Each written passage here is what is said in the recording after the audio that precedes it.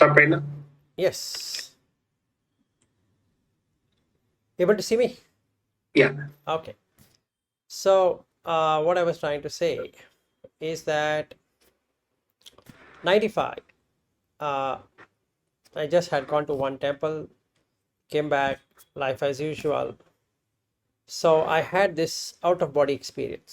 So, what it really means is that I'm sleeping, but I'm also awake to see that Oh, so I can see my body on the bed and I'm at the ceiling. Okay, so this is what I found. Yeah, oh, okay. this is what you said about this was before you were introduced, right? I thought this was after No, you were no, no, already no, no, introduced. nothing to do with spirituality or anything. In fact, over there, one fascinating thing happened. I was listening to one mantra continuously. So the temple where I'd gone, I somehow felt something is there, and then I was listening and listening and listening and listening. I think I've at least listened for more than 100 plus times in that hole. And even in the bus, when I was coming back from that place to Bangalore, I was Mhm. listening to it. So this listening of whatever I wanted to listen helped me in knowing that there is something, meaning kept on reciting, Yeah. listening, reciting, listening, that it became like something like going around. So I So, came home in the morning, and at 95, in 1995, I was 24-year old. Okay, so I was I had a job. So next day I was supposed to go to work. So I slept in the night, and then I'm seeing that I am out of the body. And after a while, I am in a place which is so peaceful. So peaceful means I couldn't really say or define right now what that piece is. It was so nice. And I was able to register that kind of peace. I was able to register. And when I came back in the sense that I met someone and he said uh, that it's not the time. A time would come. And this was a real person or I don't know. I saw okay. someone. I have, but I still remember. Okay. Okay, so it's all vivid. It's not something hallucinating. Okay. So then I asked that person when. He said a time will come. So don't worry. How did you know it was not a hallucination, but Yeah, because there were one in hallucination. You can't remember. And another thing, what happened is that recently, in the after these practices, I was able to have the same experience. So that oh, clearly shows that and this are the same. oh, okay. Okay, so now I can understand what I saw. Number one. Okay. At that time also, when I saw that, that created interest in me in looking at there is something more to what I know, something more to what I really see. So I was thinking that I should know it. I should make a, and that is how I started investigating of people and out of body experiences, and this started reading Mm. out things. And at that time, in 96, I got another job, and few years down the line, 2 3 years down the line, I was looking at different Hindu scriptures to understand what is Oh, life and what is this and what is that. Never wanted to give up because that experience made oh. me search. So that's the starting point of my journey, if I were to call, irrespective of the Buddha or no Buddha, doesn't matter. So the mantra that you were saying, it was also like a Hindu scripture from Yeah, the yeah, yeah. Vedanta. Nothing to do with Buddhist. Nothing at all. Okay. Nothing at all. So so 4 years down the line, in the something like 2000, I started following Dalai Lama. The very first Mm. time I got introduced to to Dalai Lama through his lectures. And at that time, internet was not that strong as it is today, but then I got some audio files Yeah. from someone. I was listening to Dalai Lama, got very much interested. And for the next few years, I was on a ride with Dalai Lama. So I made him as my teacher. So whatever he spoke, I used to grasp it, understand, and it was looking very nice. And then the internet became very much strong in 2005 and 6 and 7, like that. I was even more fascinated towards the Dalai Lama. Then after a while, 2009, 10, and that is at least, I think I followed Dalai Lama for more than 8 years, to be honest. Okay. Okay, and then the Tibetan way of life and Tibetan Book of the Dead, and understanding the Padma Sambhava, and I fell in love with Guru Rinpoche or Guru Padma Sambhava. Padmasambhava. Yeah, That's why so you know so much about Vajrayana. yes, and then I went into detail of it. I meaning, Om Mani Padme Hum and how that works and all that. So I was a adept practitioner of Om Mani Padme Hum. So I used to Uh, feel a lot of vibrations when I used to recite it. So that followed on. And then by 2010, I came into the Veda and understanding the Vedas from a very uh, deeper perspective. So 2010 and 11 and 12, 3 years, invested myself in the Vedas, in understanding how it is, what it is, because I knew many things. So I wanted, and I saw someone on the TV, on a local channel, and then I spoke to him. I said that, look, I like what you're teaching, and I would like you to meet you. And he said, who are you, and etc. And I explained to him. They said, why don't you come, we will meet. And then he got impressed with my knowledge. He said that you should join me. I said, yes, I want to join you. So me and my wife, we used to go every Sunday to learn, to understand, and all that. So that went on for a while, for another 2 years, rather 3 years. so this was both Dalai Lama and Yes. like So I was together. Dalai Lama on one side, Vedas on the other side.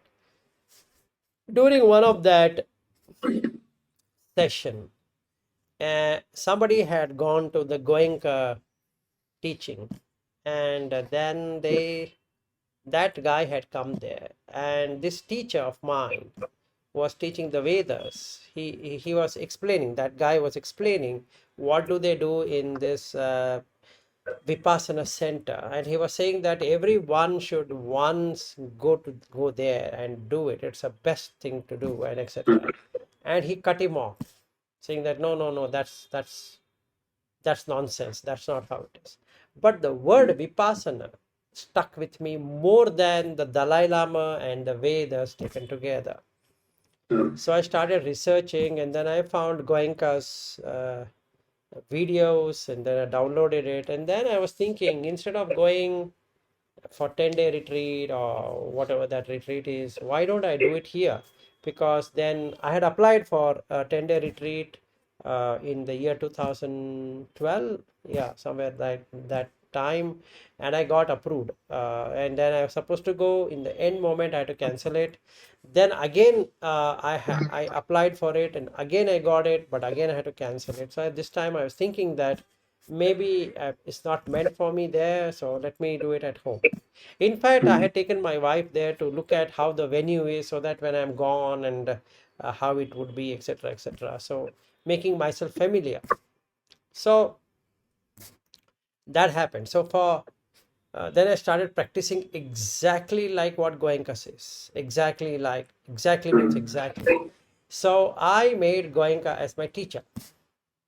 Okay. Okay, so now I and Goenka, that's it. There's no one else. And I tremendously, what I can say, benefited from the Vipassana. Vipassana. But I was feeling that there's something missing in here. There's still something missing. So I started looking at the Mahasatipatthana Sutta. And when Goenka was explaining, I was trying to understand what is he trying to say and what the sutta says. And I was feeling that something is not quite right. Was this the audio recording of the Satipatthana Sutta that he had? Yes, audio recording of Satipatthana Okay. Sutta. Yeah. So in English as well as Hindi. So I was first Yeah. wanting to listen in Hindi, because now since that I can understand good Hindi instead of English, I thought that it's better uh, to go through Hindi.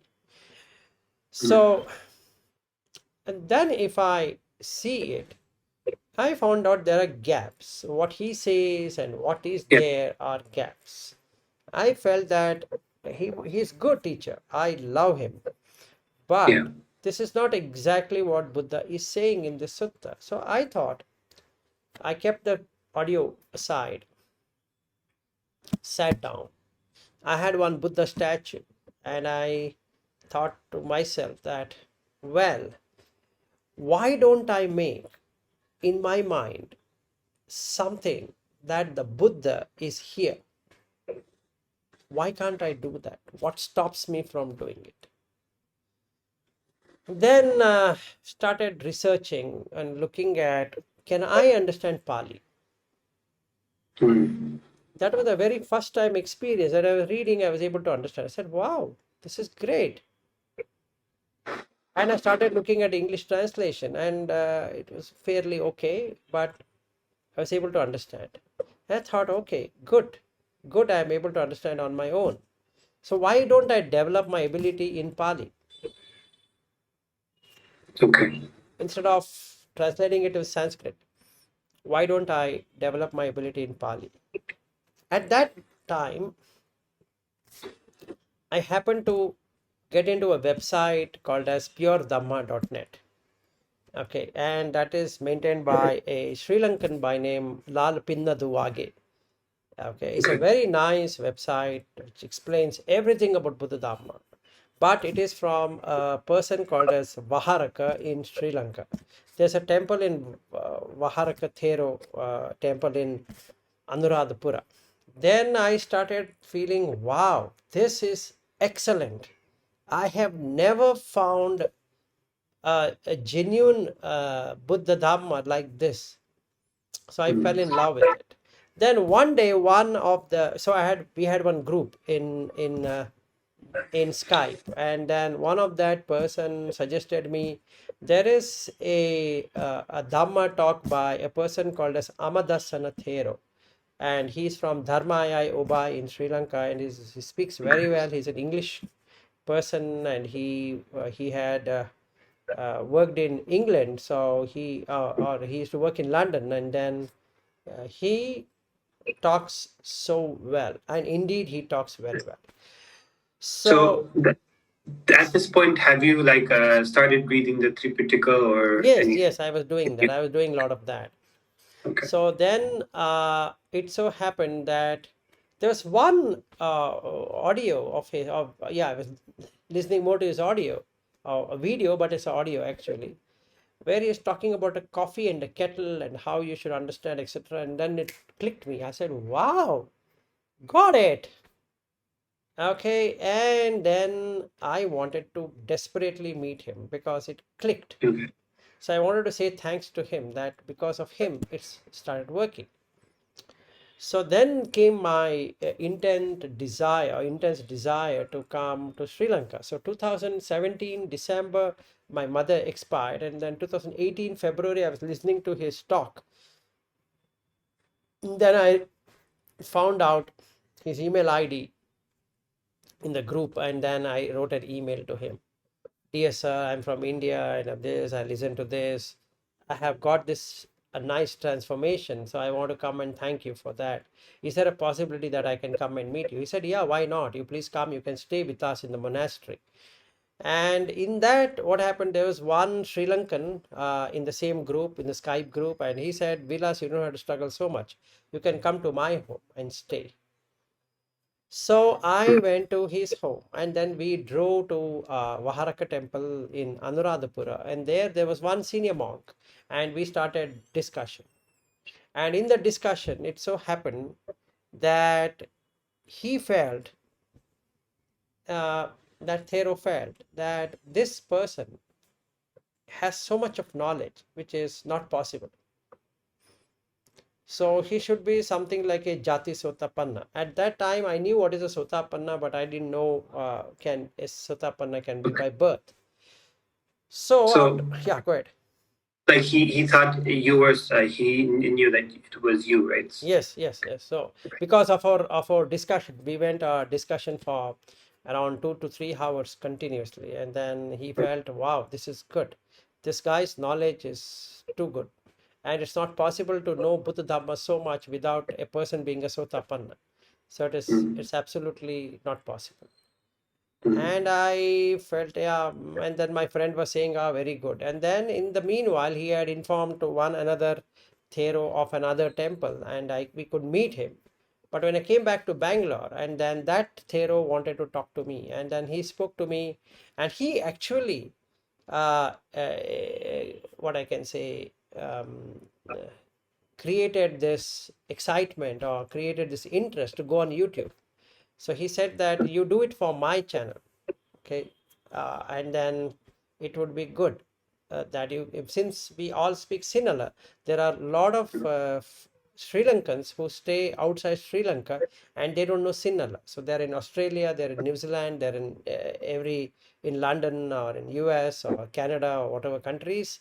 So they are there. So why don't you talk in English? Because there are a lot of English listeners. So yeah. you put it on my channel and in my Facebook and our channel here on YouTube, and it would help us. I said, yeah, good thing. So for next few years, so 2018, 2019, 2 years, I continuously every week, twice or thrice, I used to talk about Dhamma. So there's a lot of people who used to join from across the world, including Sri Lanka, and then they used to listen. Mm, So it was called as Arya Nissaranaya Magga. Nissarana is stopping the journey. Magga is path. okay. Okay, so Samsarana is rotating around, and Nissarana is stopping that rotation. So it is like liberation. So Arya liberating path or path of liberation. So anyway, it was very nice experience for me of those 2 years. And then what happened is that I felt I should have my own one channel rather than Uh, combining Sinhala and English, and then someday Sinhala, someday English, all that. I thought, let me have my own. And the Thero also said that it's okay with me. If you want to do in both, you can do. If you want to do yours, you can do. I have no problem. But he guided me well. He told me some suttas to read, and then it really made me see, wow, this is something, because I was understanding Pali, so I didn't have that problem. In the meanwhile, he only informed me there's one Thero in Sri Lanka. Now he's not there, but he's very good. So you should listen to him. So his name is Katukarande Jnanananda Thero. A very nice, proficient talk. He has written a book called Nibbana Mind Still. There are 33 sermons of that. Beautiful. I have never met a person of that strata in my life. It's beautiful, but it's very complex to understand, meaning not many people go through it because of the English. Even though it's in English, mm, it's difficult because the way he refers to each sutta from here, from there, from there, from there, unless you have read it, unless you understand it, you might not be able to grasp it. And as you go each one of them, it becomes more and more complex. So his 33 sermons goes into such depth that if you are definitely not a Sotapanna or even a Sakdagami, it becomes extremely difficult for you to understand what is he trying to say. okay. Anyway, it was a good thing. So I used to listen every damn day, listen. And I used to read and listen, read and listen, I used to get clicks. I used to get that click in Mm, my mind. And in the year 2020, after this COVID started, and 2020, 21, 22, 3 full years, I started looking at life in a different perspective than the year 2019. So that transformation took place, and then now we are in 2023. So it is even more matured than what it is to be. Mhm. So that's my journey from 95 to 2023. If I could put it in a very short, precise, clear understanding. So where are my milestones? If I were to see, 95 is one milestone, Okay. 2000 is another milestone, 2010 is another milestone, 2012 when I started with Vipassana of going as another milestone, Mhm. and then to 12, 13, 14, 15, 16, Vipassana and Goenka. And that's it. If everybody says anything on Goenka, I am all ears. Okay, here I am. He's my teacher. 2016 end, 2017 beginning, somewhere I hit upon this Pure Dhamma website, and then that clicked me. So 2017 and 18 on that, So when was 19. your first experience as an anagarika? No, anagarika is a thing which happened in between, meaning 2018, 19. That Okay. there was one person, now he is part of Dharmaya Obai in Sri Lanka. He used to work in a, a software company down in Melbourne. Okay, so he and I became very close friends. Very close means every now and then we used to discuss on Dhamma. Just like I and you are discussing now, it used to be every day.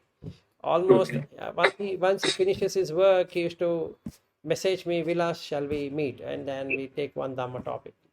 In one of that, he was telling me that, Vilas, you see, in Sri Lanka, especially, if you don't have a any prefix to your name, people will not consider you much. Oh, okay. Either you should be a Bhante or you should be an Anagarika or something, right? Okay. It can't be without it. So then I said, how about Bhante? He said, look, you're not a monk. You're not an official monk to put you as a Bhante.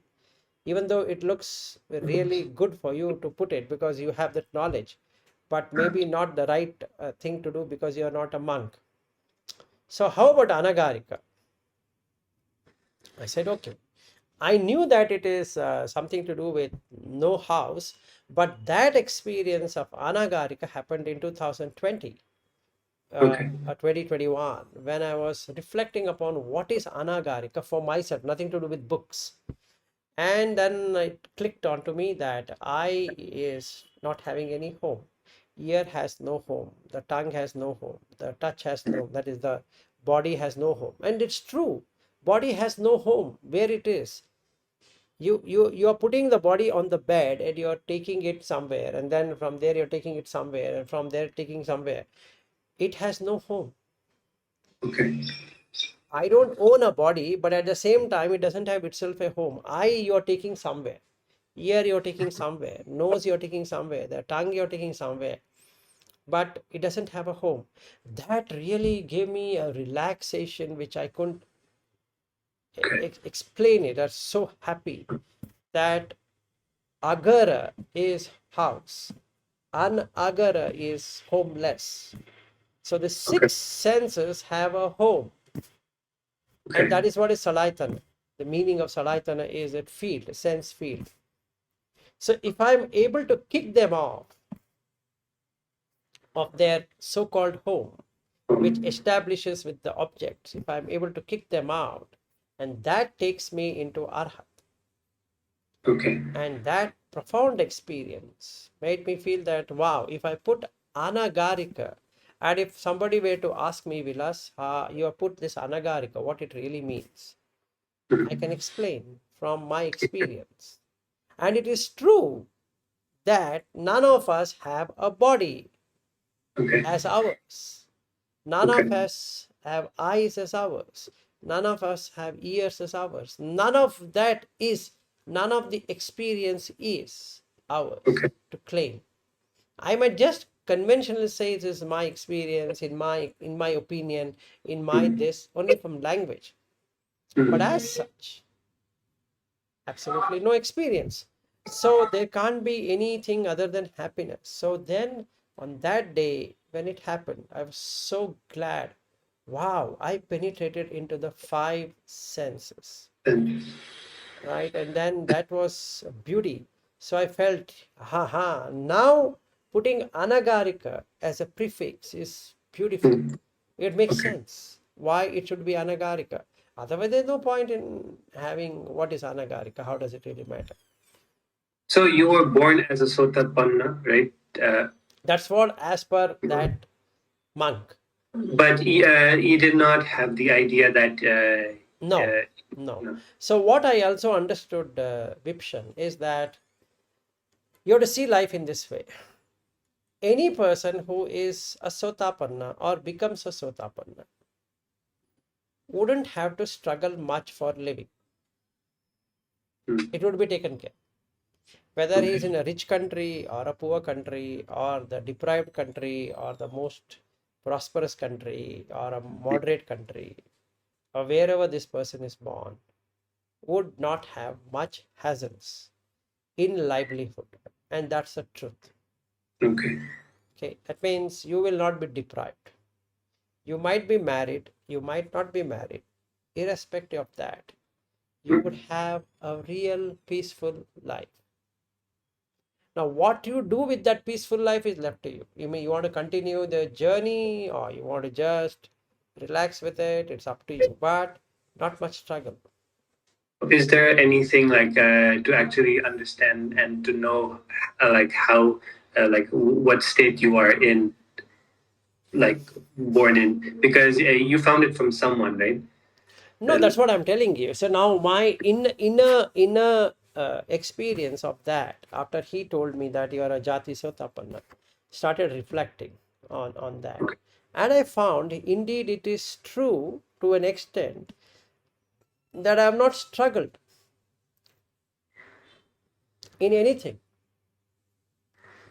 In anything I've taken, I have not struggled. Now I might say it is my karma phala or my the fruits of my deeds, which is true. But this kind of a calm abiding as a family is only possible to make it much better. Okay. Okay, not for having the same kind of life continuing. Most of the people struggle. Okay, they struggle for anything. They struggle for food, shelter, clothing, medicine, or name, fame, this, that, all of these. In my case, there never been a struggle as such, either with either with the marital life or otherwise. Yes, my father used to be very strict and like what we discussed, but that didn't make me feel anything. So Okay. what it showed me is that if you are on the path of the Buddha Dhamma in any life, you would get something which you might know what it is, but one fine day it'll open up when somebody speaks about Buddha or the Dhamma. Because even before this, I used to like the Buddha for no reason. I because we are not Buddhist per se. So, but when I used to have a soft corner. Mm. Okay, and in these years I've cried so much whenever the Buddha, if I were to recite the Karaniya Metta Sutta or recite the that Metta Sutta what I said yesterday, Yeah. or the Ratana Sutta, the amount of tears which have come to me is huge. And there used to be tears that I used to feel I've missed, I've missed the gift what Buddha has given, meaning I've strayed on the path. Now the time has come. I've wasted so much time Mm. without really practicing. I've, I've got waylaid into the Kama Sukha or whatever it is. So then I'm in that. So So that became quite evident for sure. because for so many times I've always thought that it was mostly like sitting down in meditation, which actually brought someone into like different stages like Sotapanna or Sakdagami. But then I kind of like it's kind of like a collective of aha moments, like you said, while you're reading this. It doesn't always have to be in perspective of meditation, right? Yes, it need not be. See, meditation need not be a sitting meditation. Meditation is more about reflection.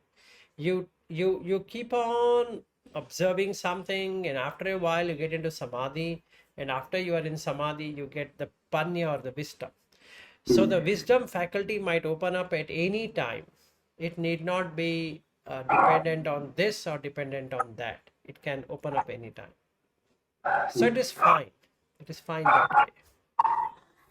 Yeah, because I felt the same way because more than like when I'm sitting in meditation, when I'm listening to like audios, and I get more aha moments and understandings at that. Yes. Um, So in that way, if you really look at your life, Vipshan, that if you are indeed a Sotapanna, which I believe you are, you don't have much discomforts in life. If you really see, whether you believe it, you don't believe it, you're not getting that much of meditation or that much of understanding or whatever. The effort what you're putting on your music or on your painting or included both, you're not suffering per se, meaning suffering in the sense, yeah, there is suffering, but what I'm going to say is that yeah, not you're not feeling deprived. So what one thing you can find of by following Buddha Dhamma in the past or in now is that you'll never be deprived of your basic necessities of life. That would be taken care. yeah, That true. means there is nothing to add. If you want to add, there's nothing to add. If you want to remove, you can remove a lot of them, but there's nothing to add much to it. Okay, So that means it gives you an opportunity to actually go further than what you are. okay. That means, But let's say, uh, yeah, go ahead. yeah, I've seen a lot of people who are like as like abundant as how I am, right? Like from like my circle of friends and everyone. Like, but does that mean that they're also Sotapannas too, or like it's just that? Um, I mean, they're not introduced to Buddhism, right? So like not into like reading this uh, um, the books or anything like No, that. it need not be like that. It is like this. I'll tell you. When you say deprivement, deprived in what way? Not deprived in another way. Deprived in not in, if you look at only the material comfort, that shouldn't be the measure. The Mm. peacefulness what you get would be totally different than the peacefulness what they are. See, many people would have a lot of money, but Mm. they are not happy. They are not happy in the sense that they don't feel contented. They feel Okay. something is missing. And that might not be your case. Okay. There are less requirement for you per se. But if you see your friends, they might have more requirements. That doesn't Mm. mean that they might not be Sotapanna. They might be. So it's very hard to say that who is and who is not. How do you come to know whether somebody is Sotapanna or not? If they are able to understand what is Buddha, what is Dhamma, what is Sangha, let's say you introduce to them and saying that, hey, you know what, let's hear to this. And then that guy says, wow, this is something different for me. It clicked. See, what is Sotapanna? One who has come into the stream. Stream. That's it. There is no other thing to it. Okay. So if somebody is coming on the stream, he's a Sotapanna. So if you introduce him into this and he feels, genuinely feels, so he's Sotapanna. So we don't have to go further in trying to look at whether he's really a Sotapanna or not or whatever. If he Okay. can penetrate into the Buddha Dhamma Sangha and have his sila, that's it. Okay. So like when Buddha meant like in 7 lives he'll reach the ultimate goal. That means that like it's going to take a little more longer than how a Sakadagami or Anagami would take. Absolutely right. So it's not 7 lives. It's like it's a 7 lives in, or 7 bhava in different lives. Meaning there are two concepts in Buddha's teaching. One is a bhava, to become. One Okay. is the jati. Jati is the birth. So let's say, like in the Lakkhana Sutta, he explains it's like 80,000 is the lifespan of humans. Now it has deteriorated and deteriorated and deteriorated, and this says that now we have come to 100 years, and the day will come, it will come to 10 years. Yeah. Okay, so let's take that as an example. That means the person having a potentiality of having to stay as a human as a 80,000 years, due to kaya Great. or kshaya, which is happening, that is, it's diminishing, declining, the decline which is happening. Due to that decline, the lifespan, meaning the body Yeah. cannot sustain the being to be able to stay for 80,000 years. So does that mean, like, according to, like, in the cosmos, it's everywhere, or like just in Earth, or Wherever life is, it will keep on diminishing. okay. Just like sunrise and sunset, here it will diminish. So let's say, for our clarity, 80,000, and we can only stay as humans in one life as 100 years. So you require 800 births to complete that bhava. It is, you should have been born 800 times as human to complete Okay. one bhava. Like that, the second bhava. Like that, the third bhava. Like that, the fourth and fifth and sixth and seventh. After that, no existence. So there is so many lives. Instead of having infinite lives in all existences, Sotapanna has these lives as Deva or humans for 7 bhava. Okay. So he will be reborn into these for 7 times. Okay. Okay. So it means you now, from a huge dukkha, immeasurable dukkha of every damn birth, from a bacteria to whatever we can think of, to a human at present. And we have not seen Deva, Brahma, and all that. Let's say they also exist. In this pattern, you come and you go, come and go, come and go, come and go. It should have been infinite. From there, you come to 7. Okay. Now, why don't I practice diligently, looking at the drawback of existence? In that case, now I can come into the Sakadagami, wherein I have reduced the Kamaraga and Patika, or Abhijja and Vyapada, whichever way we can put it. Is, what does it mean? It means that possession. I need to possess this. I need to have this. I need to have this. That gets eliminated. There's nothing to have. It means it's a shared resource.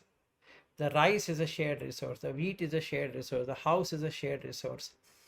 The cloth is a shared resource. The computer is a shared resource. Everything in this world is a shared resource. Everyone shares from, like an iron ore or aluminium or whatever it is, right? Nobody can claim this is mine. Just because you created a concept called as money and you buy something, that doesn't mean that it legitimately becomes yours. Yes, legitimately in the conventional sense, yes, but in the real sense, it doesn't.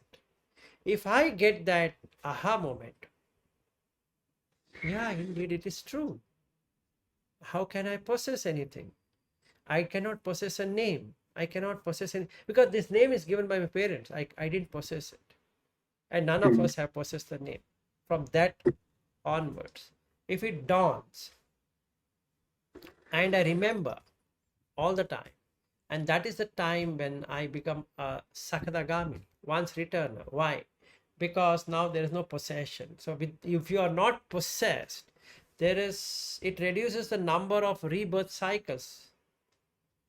Oh. As simple as that. Because what is there to possess? There's nothing to possess. And then from there I start working and seeing things as they are by closing all the six sense doors. Gets me the Indriya Samvara, and when that happens, you know for sure that the Kama Raga itself is not there. Why? What is there in that? There's nothing. There's only the elements or the dhatus or the quality of that element. Or what else is there? Where else can you find a person? Where else can you find the beauty? Nowhere. And hence you will lose that moha, delusion gone. The raga and dvesha will go away. That means the kama chanda and vyapada both will not be there.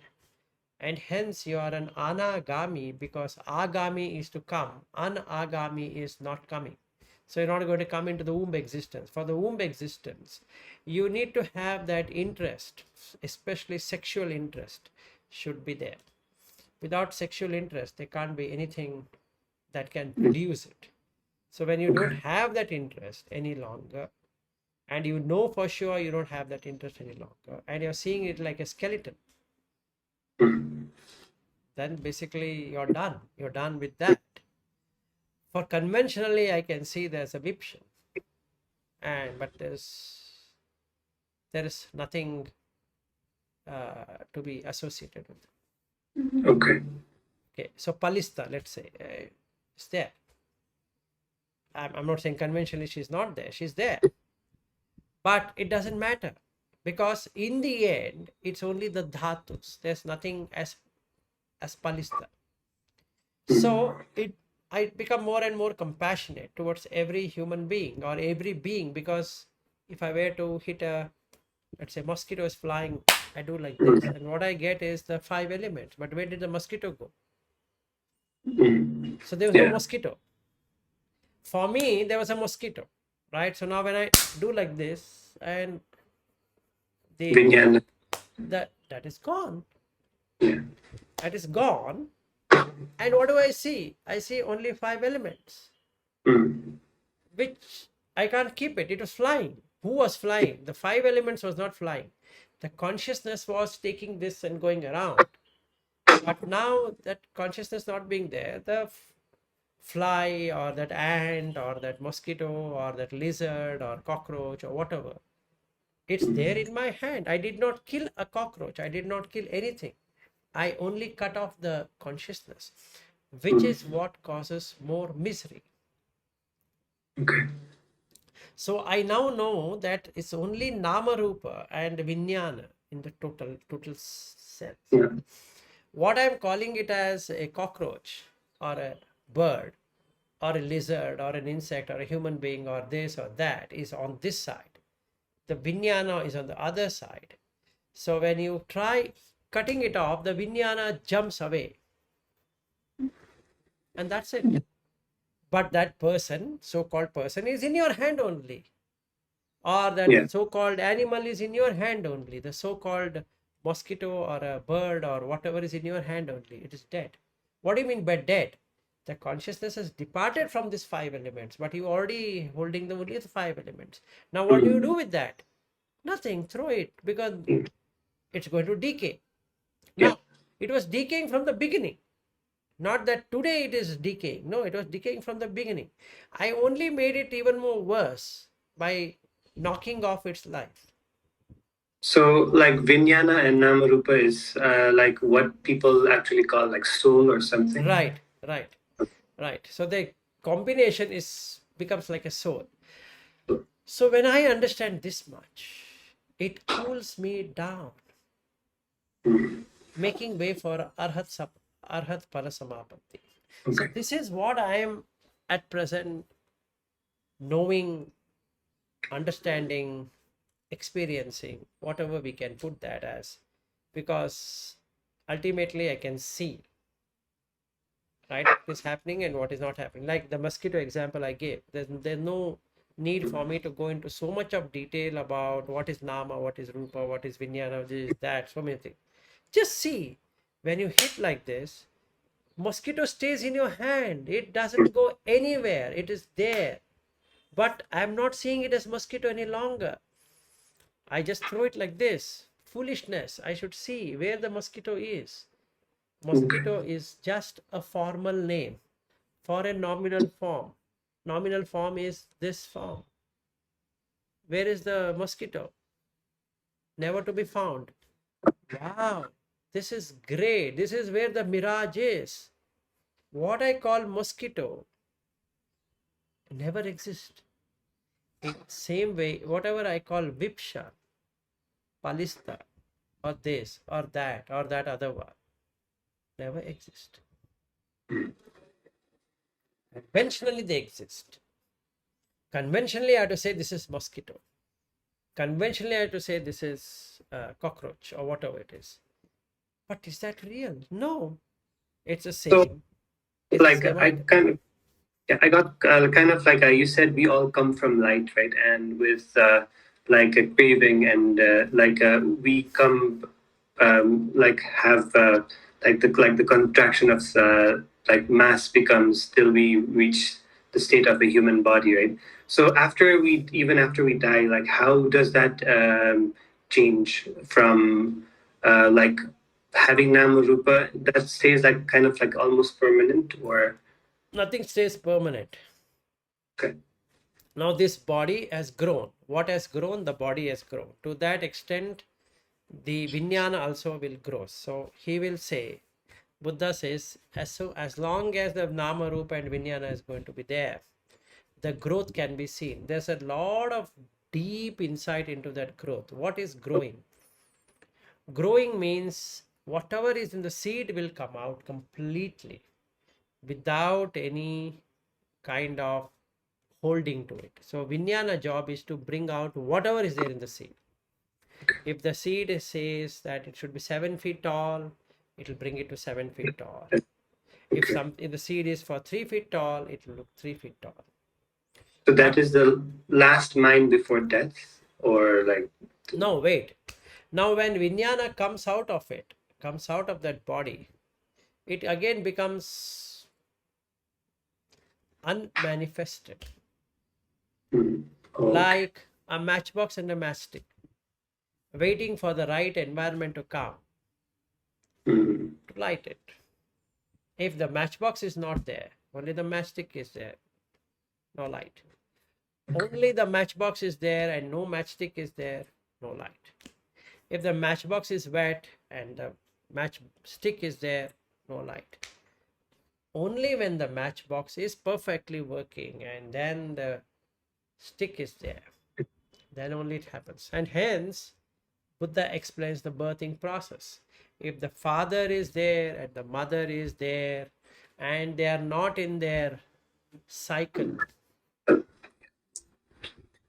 if the mother is ready but the father is not ready, if mother and father they both are ready but the gandhabba itself is not there, only when the mother, father and gandhabba is there, then you can say entered,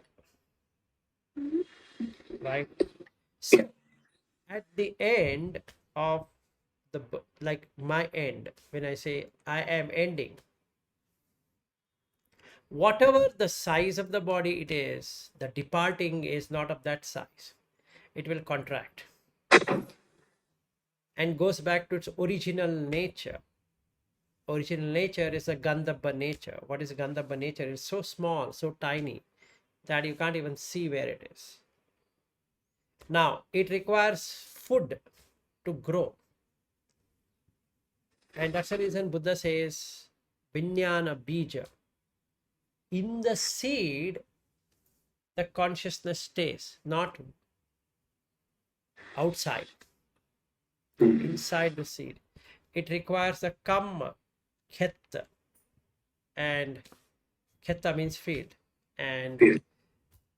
craving, sineho. Craving means the tanha for existence, and Yeah. sineho means moisture.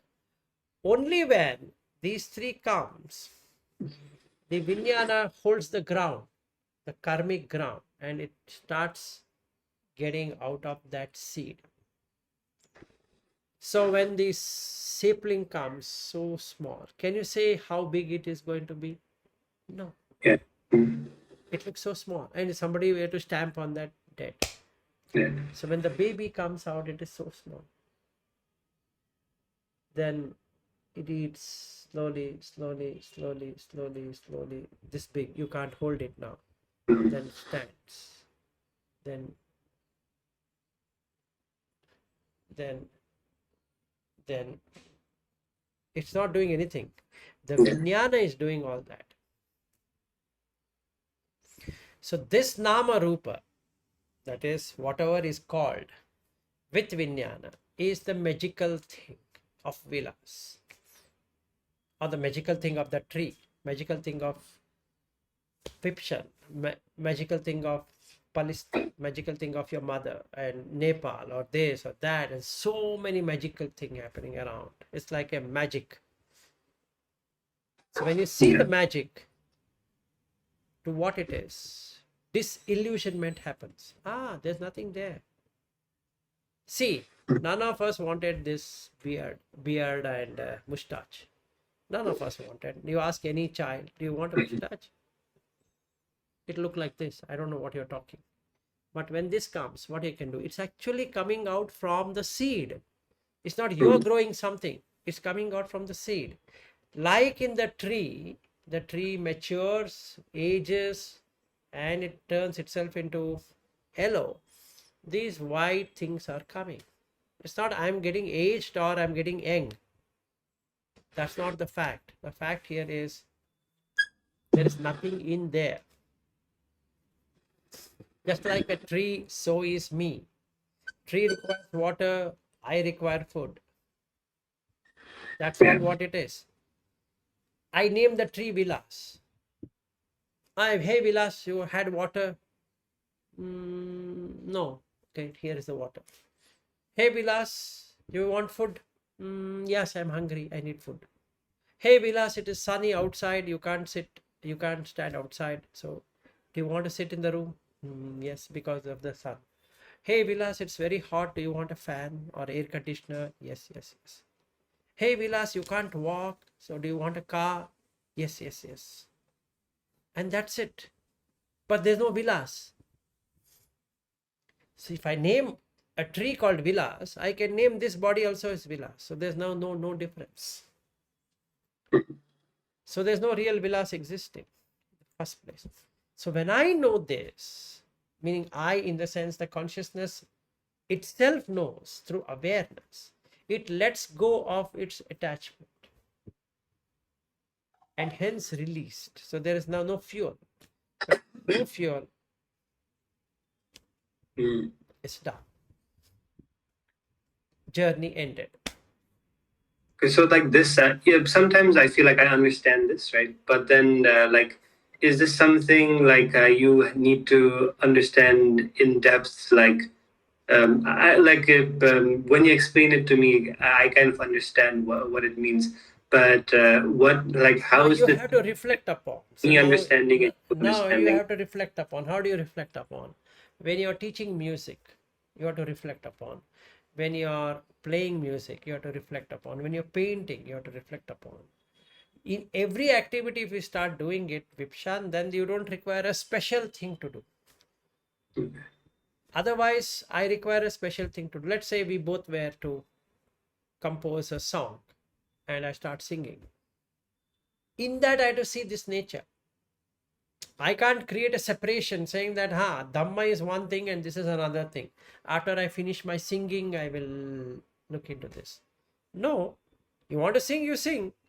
But note that singing is a dukkha. Why? Because it doesn't stay with you. Voice is not mine. If voice was mine, if the voice gets spoiled, can I claim it to be mine then? No. In the same way, if the voice is good or the voice is bad, voice is just a voice, sound is just a sound, musical instrument is just a musical instrument. If I have that mindfulness, nothing is going to happen. I can sing 10 songs and you can record, but we can do it in a very Dhamma way, or whatever composition you're coming up with, you can still be doing it, but you're reflecting upon that. That is what is meditation, not sitting and closing eyes and meditating. That wouldn't really make, that is required, but that's separation. When you separate yourself out, it doesn't work. Okay. So when you see Palista, you should reflect upon, before your marriage, was any wife was there? Answer is no. Keep on reflecting. You'll come to see that, oh, just a designation as wife.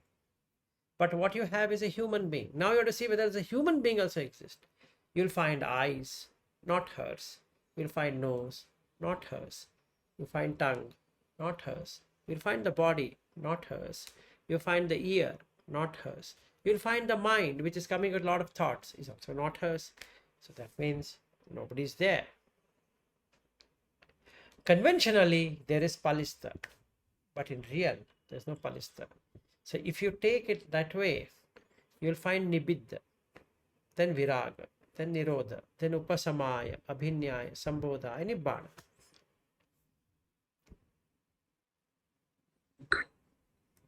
But I have to do it at that moment. I can't do it later. Like my wife comes here, when I'm watching her, I should be seeing it in that way. If I forget and I keep watching as my wife Anjana, and that's it, over.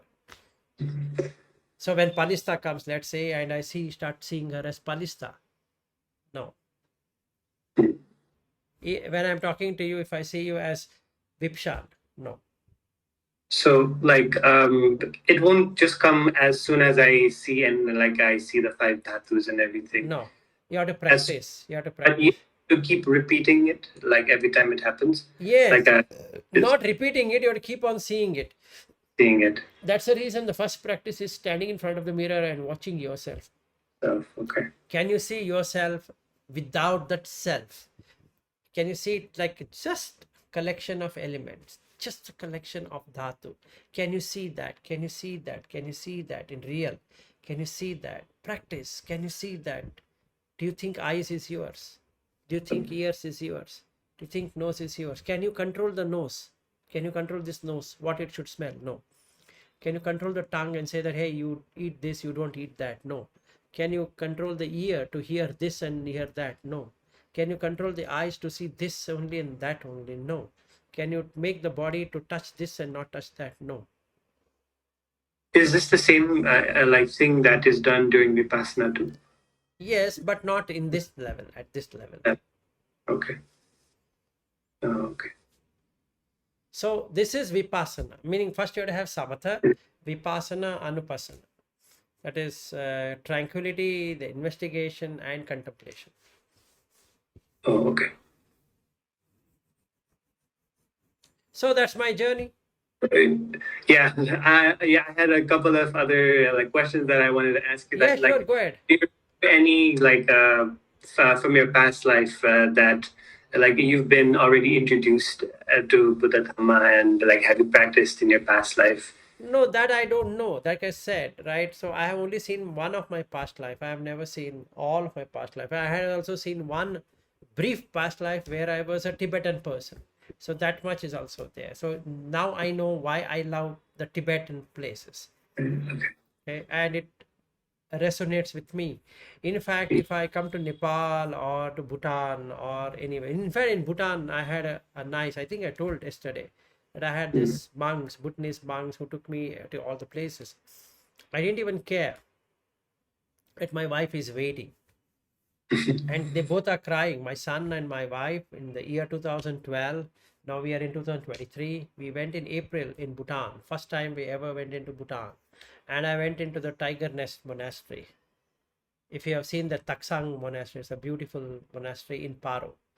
And now it is completely developed. In 2012, it was not much developed. So there's to be wild animals and all that.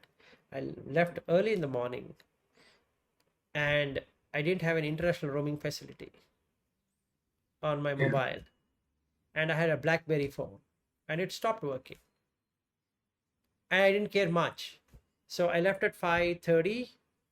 Within 6:45, I'm there at almost at the top, and then this Buddhist monks came.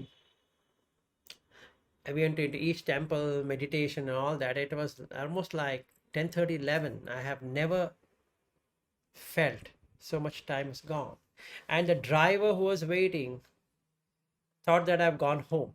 He thought that I've gone back to the hotel. So he came back to the hotel, and my wife was shocked. Where is my husband? He also was asking, has he come? No. Oh my God, where did he go? How do we find him? And the hotel guys were saying, I don't know. Why did he do like that? Maybe some animal would have eaten him. And my wife was totally shaken up. And then this driver came back, and he waited. And I'm enjoying and coming in my, and the driver is saying, Sir, I don't understand you. Your wife is crying. I said, why? Sir, I'm telling you, in this Tiger Nest monastery, nobody stays more than 1 hour. It's 5 hours. What are you doing? I didn't tell him anything. I came back home to the room. My wife is crying. My son is crying. And 2012, he was 11-year-old. That's it. 11-year-old son and a 40-year-old wife. What to expect? Right? So this happened. So Okay. I have that affinity to the Himalayas, and especially the Vajrayana Buddhism. So, like this past life, you just had one experience that you like consciously could see it, or what did that happen on accident? Like in No, '95. that happened on the flight. So what happened is that I was yeah, you can clean. So I was going between Delhi and Leh. Okay, so I have a partner, meaning I have a tourist or a tourism partner, because after I left my job, I started a tourism company. So on the flight, or on between Delhi and Leh, I saw one of a past life briefly on how he was, where he was, and how we both were working and all that. So that is what I remember, that briefly, not a complete. So I need, I think that is still not developed to see the past lives, but whenever it happens, it happens. ಇದನ್ನ ಹಚ್ಕೊಂಡ್ ಇಳಿತಾ ಇದೆ. ಜಾಸ್ತಿ ತುಂಬಾ ಹಚ್ಕೋಬೇಡಿ. ಅದು ಸಿಕ್ಕಾಪಟ್ಟೆ ಹಚ್ಕೊಂಡ್ಮೇಲೆ ಇಳಿತಾ ಇದೆ ಎಂದೆ. ಹಚ್ಕೋಬೇಡಿ ಅಂತ ಅದಕ್ಕೆ ಹೇಳಿದ್ದು. ಮುತ್ತಾ ಹಚ್ಕೋತೀವಿ. 1 second. Oh, yeah, I came back. Yeah, and there was one more thing that I remember you mentioned that you had this like a vision of that understanding of you be able to walk through walls, and then later it That just was in one life, so that I know, that I vividly know, but I don't know that time I knew how I learned it from the guru or the teacher, but then I did not give so much of importance to it. Now I don't remember. I know I have done all of that, but I don't really remember. But if you want to, you can go back to that. Maybe yes, because that automatically comes, and even in the Samana Phala Sutta, it says that you'll get all of that, walking in water and going between the walls and sitting in the sky, disappearing here, reappearing there, making yourself multiple copies and all that. Oh, okay. So like I kind of like sometimes I have these dreams that I don't know what it actually is, but in that dream I just understand something so well that it becomes really clear, and then I'd be like, oh, okay, this is it. And then as soon as I wake up, I don't even remember what it is, like, like, and even the understanding goes away. So like, I cannot even remember what the question was and what the answer was. So like, is that something like that's clouding my mind? Like, Yes, it is clouding your mind. So what you need to do is next time onwards when you have such a thing, you better make a note. I used to have this in the year 2015.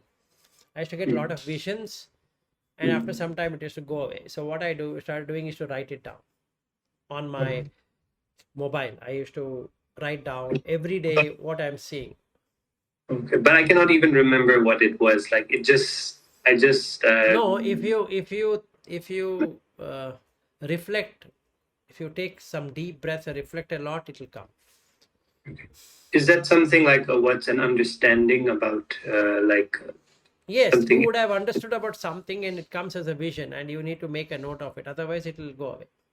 Because I remember like some scientists like Nikola Tesla used to do that. He used to take two iron balls and have a question, and then he used to fall asleep. And in the middle of like as soon as he fall asleep, he used to get the answer, and like the ball used to drop on the metal, and then he used to wake up and write down the answers, like to his scientific discoveries.